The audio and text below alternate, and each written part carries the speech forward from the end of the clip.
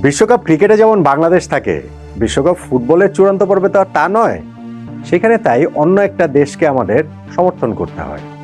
তা বিশ্বকাপ ফুটবলে আপনি কোন দলের সমর্থক? মেসির আর্জেন্টিনা, নেইমারের ব্রাজিল, রোনালদোর পর্তুগাল, নাকি France, Spain, Germany, Italy, England, Netherlands?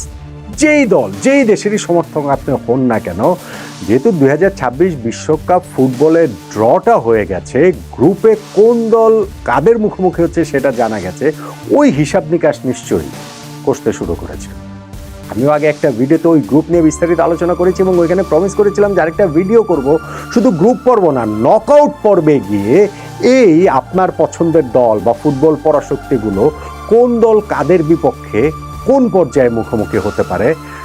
Round of 32, round of 16, quarter final, সেমিফাইনালে ব্রাজিল, আর্জেন্টিনা, পর্তুগাল, স্পেন কে কার মুখোমুখি কোন পর্যায়ে হয়ে যেতে পারে। আমি তো দেখতে পাচ্ছি এইখানটাতে ফাইনালের আগেই ফাইনাল হয়ে যাওয়ার অনেকগুলো বাস্তব সম্ভাবনা সমীকরণ রয়েছে।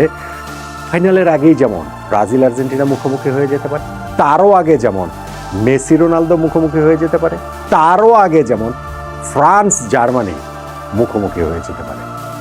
তো নকআউট পর্বে এই মহারণগুলো কি হতে পারে, কোন দলের ফাইনালের পার্টটা কেমন, তা নিয়েই এই আলোচনাটা করছি। গ্রুপিং নিয়ে যেহেতু আলোচনা করেছি আগের ভিডিওতে, সো ওইটার আলোচনা তার গেলাম না, একদম স্ট্রেট আমরা দল হিসাব করে এক একটা দল কোন দল কোথায় কাদের মুখোমুখি হতে পারে সেই আলোচনাটা করছি। ধরুন ডিফেন্ডিং চ্যাম্পিয়ন আর্জেন্টিনা, লিওনেল মেসির আর্জেন্টিনা, তারা রয়েছে হচ্ছে গিয়ে যে গ্রুপে, সেই গ্রুপে তাদের চ্যাম্পিয়ন হওয়াটা প্রত্যাশিত। যদি গ্রুপ চ্যাম্পিয়ন হিসেবে আর্জেন্টিনা নকআউট পর্বে যায়, তাহলে রাউন্ড অফ 32-তে তারা এইচ গ্রুপের রানার্স আপের বিপক্ষে খেলবে, যেই এইচ গ্রুপে আছে স্পেন, উরুগুয়ে, সৌদি আরব, কেপ ভার্দে। স্পেন যদি গ্রুপ রানার্স আপ হয় সর্বনাশ, উরুগুয়েও যদি হয় তাহলেও আর্জেন্টিনার জন্য কাজটা সহজ হবে না। আর্জেন্টিনা উরুগুয়ে সেই ফুটবল রাইভালরির কথাটা আমরা জানি। ওইখানটাতে যদি আর্জেন্টিনা জিততে পারে, সেই ক্ষেত্রে রাউন্ড অফ 16-এ তারা মুখোমুখি হবে বি গ্রুপ রানার্স আপ, জি গ্রুপ রানার্স আপের মুখোমুখি লড়াইয়ের বিজয়ী দলের সঙ্গে। ডি গ্রুপের ওইখানটাতে ইউএসএ, প্যারাগুয়ে, অস্ট্রেলিয়া এই দলগুলো রয়েছে, এবং জি গ্রুপে রয়েছে হচ্ছে গিয়ে বেলজিয়াম, মিশরের মতো দল। ওইখানটাতে রানার্স আপ এই দুইটা যেখানটা হবে তাদের কারোর সঙ্গে মুখোমুখি আর্জেন্টিনা এই রাউন্ড অফ 16-এ হবার কথা। কোয়ার্টার ফাইনালে গিয়ে আর্জেন্টিনার মুখোমুখি হতে পারে পর্তুগাল।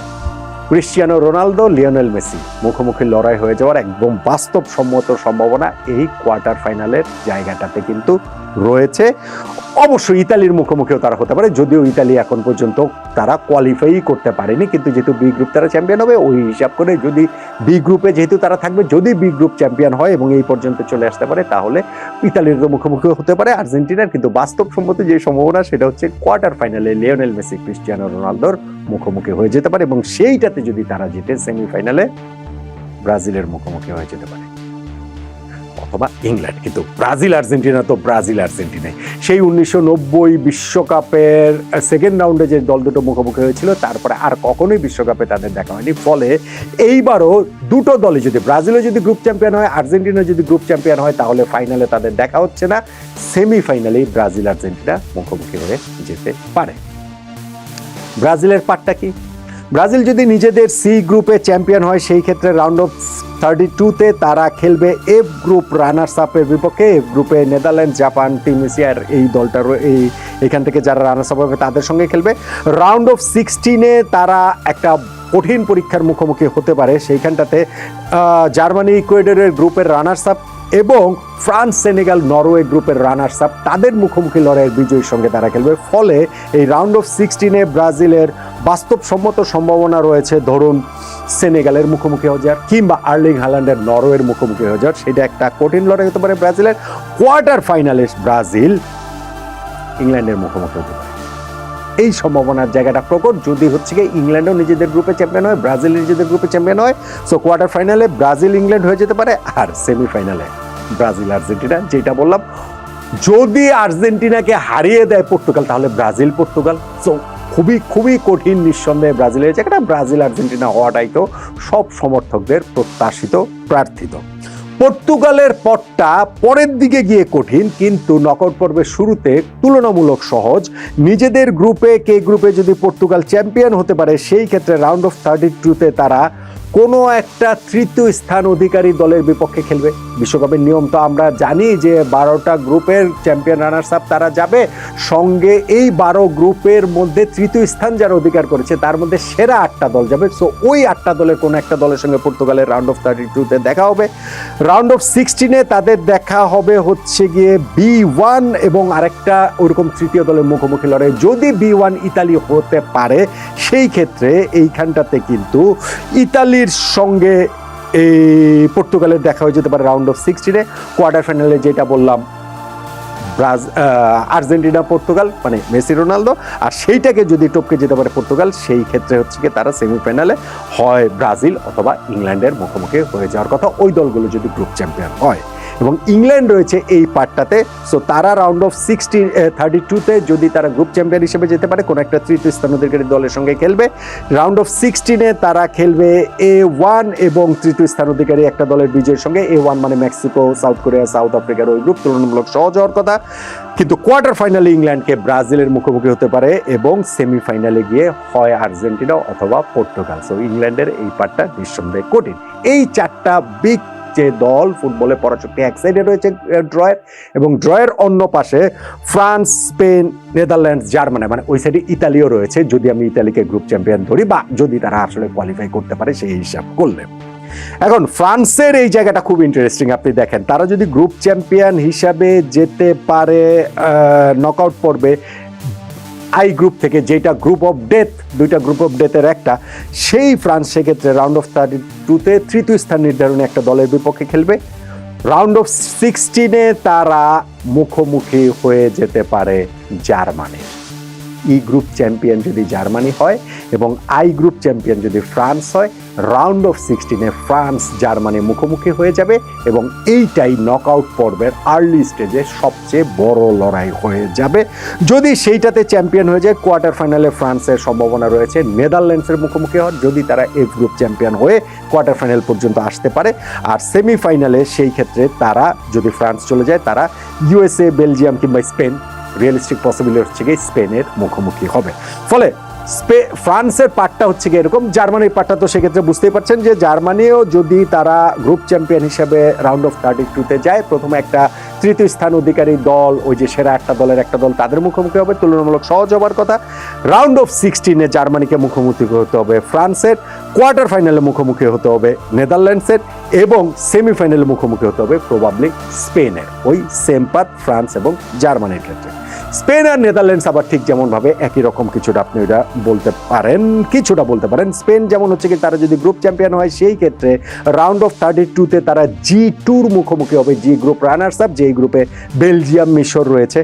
তারপরে রাউন্ড অফ 16-এ তারা মুখোমুখি হবে পর্তুগাল, কলম্বিয়া গ্রুপের রানার্স আপ, ইংল্যান্ড, ক্রোয়েশিয়া গ্রুপের রানার্স আপ। দুইটাই কিন্তু টাফ হবে। এই 2 রানার্স আপের মুখোমুখি লড়াইয়ের বিজয়ের সঙ্গে প্রবাবলি ক্রোয়েশিয়ার বিপক্ষে অথবা কলম্বিয়ার বিপক্ষে, এবং কোয়ার্টার ফাইনালে গিয়ে তারা মুখোমুখি হবে হচ্ছে গিয়ে D1, G1, প্রবাবলি তারা যদি গ্রুপ চ্যাম্পিয়ন হয় সেই হিসাব যদি করি, প্রবাবলি বেলজিয়ামের মুখোমুখি হবে স্পেন, এবং সেমিফাইনালে গিয়ে তারা মুখোমুখি হবে জার্মানি, নেদারল্যান্ডস কিংবা ফ্রান্সের।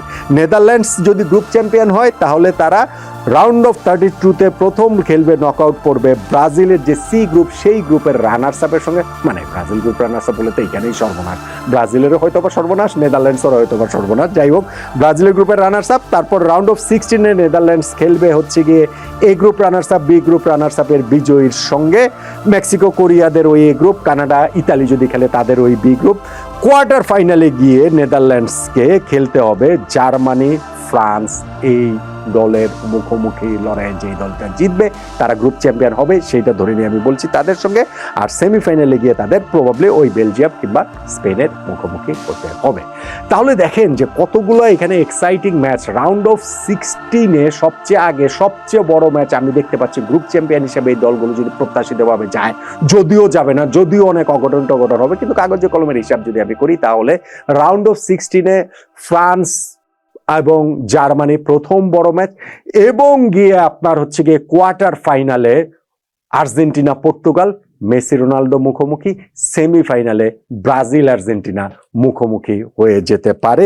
আমি যদি দলগুলোর ক্ষেত্রে একটা পুরো জিনিসটাকে একটু সাম আপ করি, তাহলে মানে বড় ম্যাচগুলোর ক্ষেত্রে আর্জেন্টিনা কোয়ার্টার ফাইনালে পর্তুগালের মুখোমুখি হতে পারে, সেমিফাইনালে ব্রাজিলের মুখোমুখি হতে পারে, ব্রাজিল কোয়ার্টার ফাইনালে ইংল্যান্ড, সেমিফাইনালে আর্জেন্টিনা কিংবা পর্তুগাল, পর্তুগাল কোয়ার্টার ফাইনালে আর্জেন্টিনা, সেমিফাইনালে ব্রাজিল, ইংল্যান্ড কোয়ার্টার ফাইনালে ব্রাজিল, সেমিফাইনালে আর্জেন্টিনা কিংবা পর্তুগাল।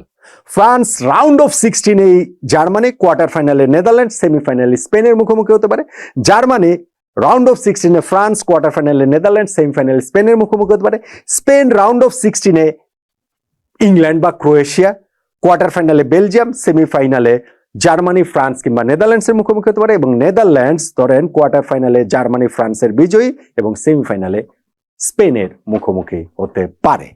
মোটামুটি আপনার প্রিয় দলের তালিকার মধ্যে যদি করি, এই পরাশক্তি দলগুলোই তো আসলে থাকবে। তাদের আসলে ওয়ার্ল্ড কাপে ফাইনালে ওঠার পার্টটা কি সেটা আসলে বলে দিলাম। ব্রাজিল আর্জেন্টিনা দুটো দলই যদি গ্রুপ চ্যাম্পিয়ন হয়, তাহলে তাদের ফাইনালের আগেই তারা মুখোমুখি হবে সেমিফাইনালে। আর্জেন্টিনা পর্তুগাল দুটো দলই যদি গ্রুপ চ্যাম্পিয়ন হয়, তাহলে ফাইনালের আগেই তারা মুখোমুখি হয়ে যাবে কোয়ার্টার ফাইনালে, মেসি ভার্সেস রোনালদো। এবং এইরকম ভাবেই এই হিসাব তো আর থাকবে না, শেষ পর্যন্ত গিয়ে ওই তারা যদি গ্রুপ চ্যাম্পিয়ন হতে পারে, জার্মানি এবং ফ্রান্স তারা রাউন্ড অফ 16 মুখোমুখি হয়ে যেতে পারে পরস্পরে। কিন্তু বিশ্বকাপ ফুটবল তো আমরা জানি আমাদের জন্য অনেক চমক নিয়ে অপেক্ষা করছে। তারপরেও ড্রটা দেখার পর, গ্রুপ দেখার পর এই ফাইনালের পাথের হিসাব নিকাশ তো আমরা মেলাচ্ছি। এখন বলুন তো দেখি, আপনার প্রিয় যে দল, হয় আর্জেন্টিনা কিংবা ব্রাজিল কিংবা পর্তুগাল, ফ্রান্স, জার্মানি, ইংল্যান্ড, যেই দলের কথাই বলুন না কেন, কাদের ফাইনালে ওঠার পথটা সবচেয়ে কঠিন বলে মনে হচ্ছে?